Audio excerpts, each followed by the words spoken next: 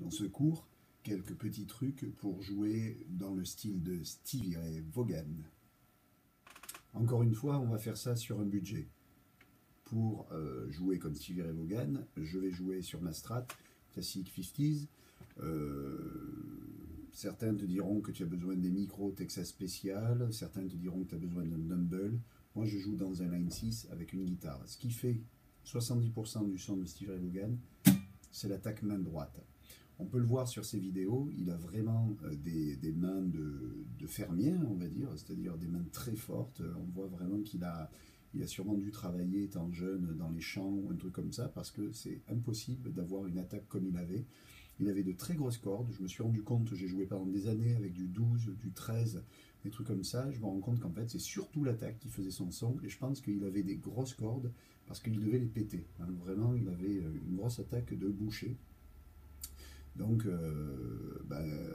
c'est pas forcément essentiel. Ici, je joue avec du 9-42 sur une gratte sans Texas Special et dans la position avec les deux micros, le neck et le middle enclenchés. Et tous mes exemples seront basés sur ce son. C'est parti pour le premier exemple. La walking bass chez les rythmiques de Stevie Ray Vaughan sont assez communes. C'est-à-dire que la walking bass, c'est lorsqu'il y a une basse qui joue tous les temps. Hein. On dit aussi enfoncer les clous dans le jargon du métier.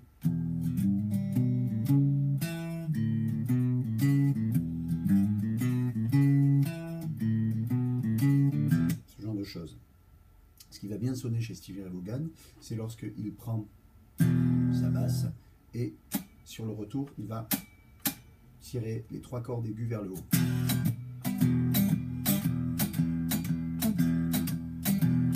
Qui donne à la main droite ce mouvement un petit peu circulaire.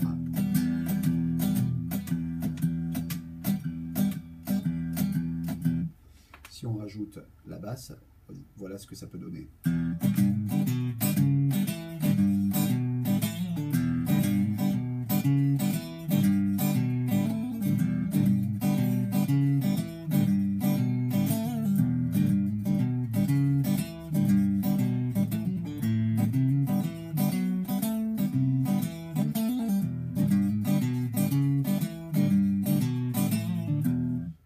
Solo, Stevie Ray Vaughan va beaucoup utiliser de double stop, on en a déjà parlé.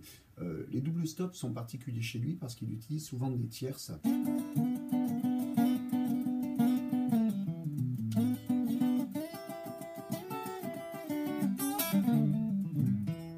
Ce genre de choses. Donc pour ça, j'ai repéré souvent tierce mineure, puis tierce majeure.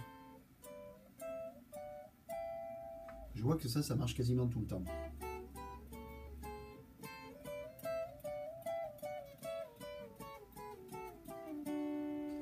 Et s'il le joue avec de tremolo picking, c'est-à-dire en jouant beaucoup de...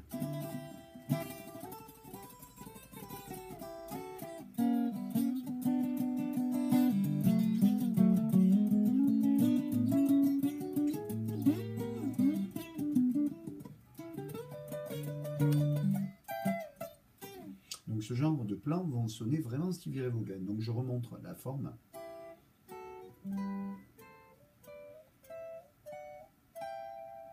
Et on redescend ensuite.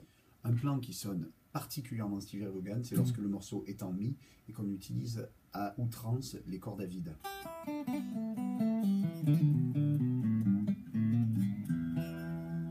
Ce dernier là, c'est très Stevie Ray Vaughan.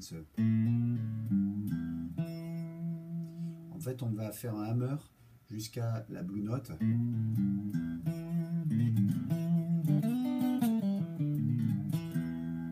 Ce genre de choses. Donc là, avec les cordes à vide.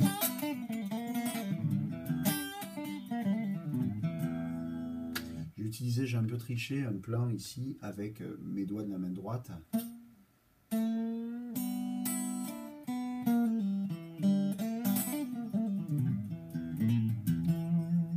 Vous voyez que ce plan là de suite ça sonne très hargneux là.